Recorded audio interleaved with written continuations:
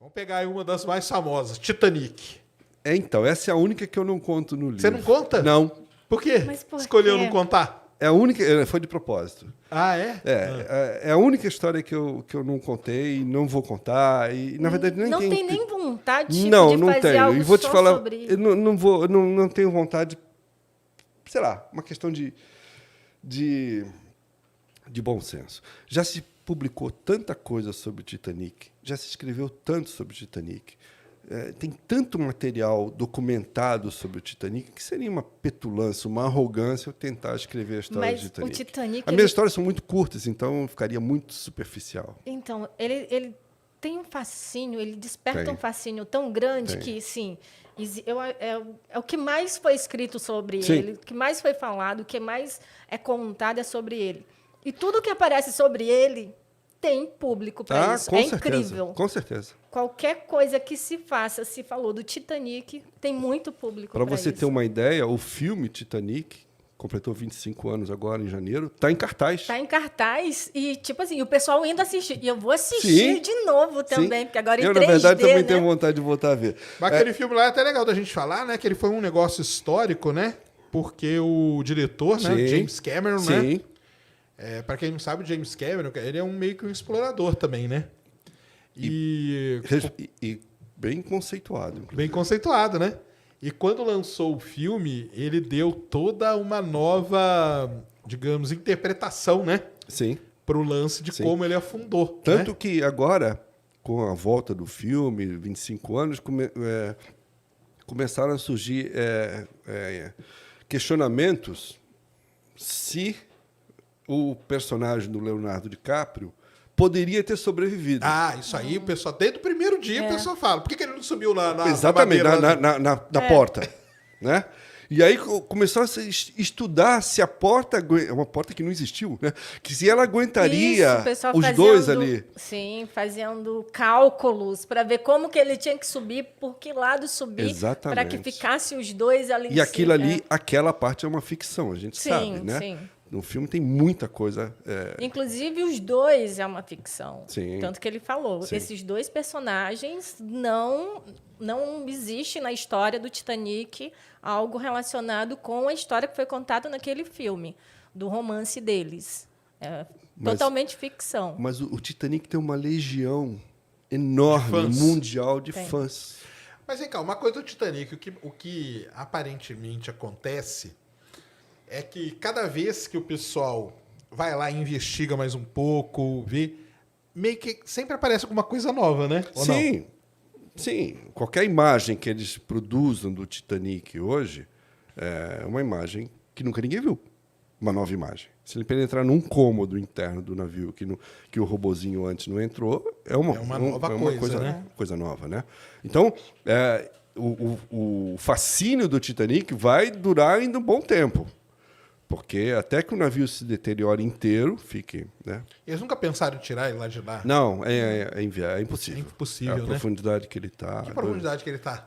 Mais de 2.000 metros. Mais de 2.000 não Na dá, verdade, o não que eu dá. vi, eu não sei se já chegaram a fazer, é que eles queriam fazer, entre aspas, como se fosse um museu, onde ninguém poderia mexer em nada ali, para ele ficar exatamente como ele está depois. Na verdade, existe esse pacto, né, entre as poucas empresas que têm autorização de descer com o equipamento até o Titanic, existe um pacto de não retirar nada. Né? Eu acho que é respeitado. Tá? Agora, existem no mundo museus do Titanic. Eu conheço uns 3 ou 4. Sim. Que são peças do Titanic, mas são peças que foram resgatadas boiando no mar, etc. e tal, né? E isso só faz aumentar o fascínio da história do Titanic. Exatamente. O Museu do Titanic é atração para qualquer idade. Entendeu? É impressionante o que uma tragédia significou. Né?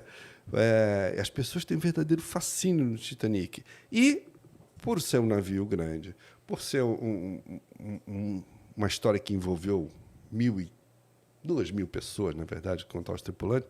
Então, você tem uma quantidade de material novo abundante. Exato. Uma expedição que faça mais um mergulho no Titanic, ela vai trazer uma imagem que nunca ninguém viu. Essa semana divulgaram na íntegra filmagens que eles fizeram anos atrás, agora divulgaram na íntegra, na internet, tem 80 minutos de filmagem do Titanic. Acho que tem um documentário, assisti recentemente. Essa aconteceu semana passada. Eles divulgaram mundialmente 80 minutos. Você fica lá então aí vai 80, ter bastante coisa 80 nova, né? minutos, você fica vendo lá o robozinho andar, e você vê de vez em quando você Isso. identifica alguma coisa, um lustre. Ele vai tentar entrar num lugar e não consegue, aí tem que voltar. Isso. Então, assim, o Titanic, que não foi o pior naufrágio da história, foi não? Não foi. Não foi. Em termos de Em termos de morte, você Mas diz. é o mais não foi. famoso, né? Mas isso é disparado. E a fama dele vem do quê, basicamente? A fama dele O vem tamanho dele? da época, que ele era realmente uma coisa espantosa para a época. Era um navio realmente grande, era um navio luxuoso, um navio caro. Vem do fato dele ter naufragado na primeira viagem dele, a viagem inaugural. E o marketing todo que foi feito para essa primeira viagem, né? Exatamente. Não era uma viagem propriamente barata. Então, e assim, ele é uma metáfora da sociedade da época, entendeu? Porque tinha a primeira classe, a segunda classe e os coitadinhos lá que morreram todos na terceira classe, porque esses não tiveram a menor chance de escapar. Então, ele é uma metáfora das coisas, porque a grande maioria dos sobreviventes eram passageiros da primeira classe. Que é o que saíram nos botes ali do que tinha, né? E foi embora. Entendeu? Né? Então, é assim, o poder... por tudo isso é que o Titanic tem esse fascínio nas pessoas, entendeu? Porque foi mais do que um navio que afundou e matou 1.200 pessoas. Foi toda todo essa... Tem toda uma áurea ali em volta dele, exatamente. né? Aquela parte lá, você acha que é bem fiel mesmo, que deve ter acontecido? Qual? O lance do iceberg, que lá já foi comprovado mesmo, com foi certeza. daquele jeito. Não, isso com certeza. Eu acho que toda a parte, por exemplo, que o filme mostra... O filme tem duas partes, como basicamente. foi a colisão, né? de como foi o afundamento dele, aquilo é fidedigno. Porque o Titanic teve sobreviventes, né? Então ele teve depoimento como contar, testemunhal, né? Ele teve testemunhas, disseram, não, foi assim e assim. Eu já li alguns livros que entrevistaram os sobreviventes. Que, inclusive, nas simulações, eles viram que, realmente, para acontecer da maneira que aconteceu, como os sobreviventes falaram, realmente teria que acontecer daquela forma, né? Sim, não havia como inventar. De outro jeito que aconteceria daquele mesmo jeito. Tanto que quando que levantou a parte... Sim, caiu. a popa dele Isso, ficou vertical. exatamente. Então tem toda uma dramaticidade no próprio instante do naufrágio, que não foi imediato, foi lento, né? Mas inevitável. Né? Uhum. Então tudo isso tem um conteúdo dramático muito forte. E aí pega as pessoas. Pega, com certeza. E uma coisa assim que vamos dizer... Tem muita gente que não anda de navio até hoje por causa do Titanic, inclusive. Ah, é? Não, a pessoa sempre fica assim, né? Tá igual eu, né, que tem medo de avião. Mas, tudo bem. Mas aí que eu ia falar uma coisa, né? Que se você pega um naufrágio, normalmente, né? Aí você pode me corrigir, tem sobrevivente, né? Coisa que acidente de avião, assim, basicamente é muito difícil ter alguém que sobreviva, né? É verdade. E aí você vai ter um relato de alguém a que chance tava lá, de você né? sobreviver a um acidente no mar é muito maior do que um acidente aéreo. Sim. Concordo com você. Porém, a grande maioria dos naufrágios Não teve. não teve. Entendi. Então não sobreviveu ninguém, né? E aí, por exemplo, uma dificuldade que às vezes eu tenho nas histórias que eu conto, né? Um naufrágio onde não houve sobreviventes ou que a pessoa estava navegando sozinha e sumiu, você sabe até um certo ponto, dali para frente, e você começa a ter deduções do que poderia ter acontecido, né? E é isso, na verdade, que eu acho que torna o mar ainda mais enigmático, ainda mais impressionante. Porque algumas perguntas você nunca vai ter a resposta. Porque Eu não me arrisco a dizer, aconteceu isso. A coisa pode desaparecer simplesmente, né? E ela desaparece. E sabe que acontece hoje. Não é que aconteceu no passado. Acontece hoje. Nós estamos no século XXI, satélite, escambau, GPS, blá, blá, e some. Some e ninguém acha. Há um mês atrás... Posso contar? Pode. Há um mês atrás aconteceu um fato que ainda está sendo, na verdade... Investigado. não mais investigado, porque as autoridades já abriram mão, mas continua havendo uma aflição. Um velejador saiu de Santos com seu veleirinho aqui num domingo à tarde. Eu já publiquei sobre isso na UOL. Foi uma recente história. agora, Foi, né? Fez um mês, semana foi. passada. Sim. E ele saiu para testar um equipamento no barco, um piloto automático, uma coisa simples ali, dentro da Baía de Santos. Ele só ia ali e voltar. E sumiu. Caramba. Desapareceu. Sumiu mesmo. Sumiu ele, sumiu o barco, não aparece nada no mar, nada.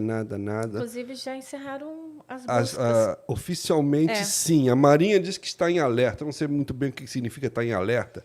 Está em alerta assim, se alguém achar, me conta. Eu acho que é isso. Para aflição, por exemplo, da viúva. Da família, né? Da família, né? Porque, assim, nesse caso, existe uma esperança. Se o barco aparecer, e o barco pode aparecer ainda, em algum lugar. Ou pedaço dele, ou sei lá. Pedaço dele eu já não acredito mais. Ah, é? Eu acho que já teria aparecido, né?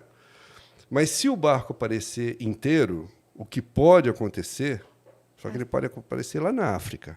Ele pode atravessar tudo sozinho, tá? O vento vai empurrando, ele vai indo. A corrente vai levando, ele vai indo.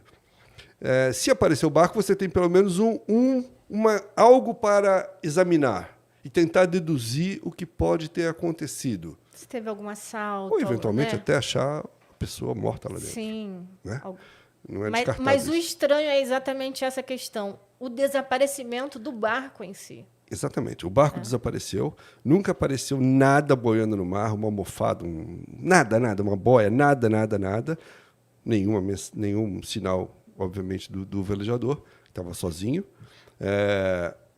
E eu arrisco dizer que a gente nunca vai saber o que aconteceu. Eu vi que as buscas eles fizeram até de Santos até o Rio de Janeiro e nada. Na verdade, assim, eles traçaram uma área de busca muito tosca, inicial, e, para mim, esse foi o grande problema. Eles deveriam já ter feito uma busca mais abrangente. Hoje, com o conhecimento, você tem o dia que mais ele foi, abrangente. Você sabe como estava a maré, como que estava a corrente, né? E assim, ele saiu exatamente para testar um equipamento chamado piloto automático, cuja função é manter o barco em determinada direção sozinho.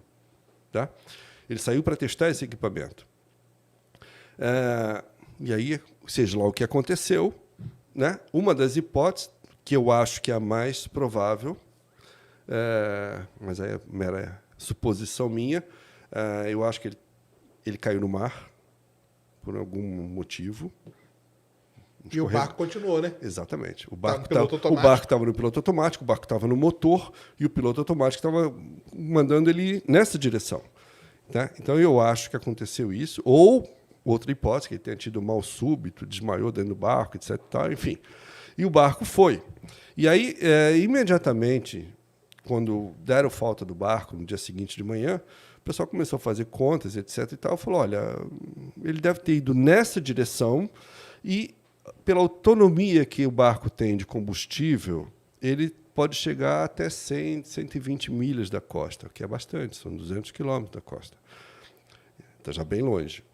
Então, nessa hipótese, ele teria avançado até acabar o combustível, o motor para de funcionar, e aí ele começa a ser levado pela corrente predominante. E, no caso ali, é uma corrente predominante que vai para sul. Na verdade, vai para sudeste, ela vai abrindo da costa brasileira e vai descendo e vai abrindo. E essa corrente, por exemplo, vai bater na África do Sul. Né? Então, por isso que eu falo que, eventualmente, o barco, daqui a alguns meses ou anos, pode aparecer na África do Sul.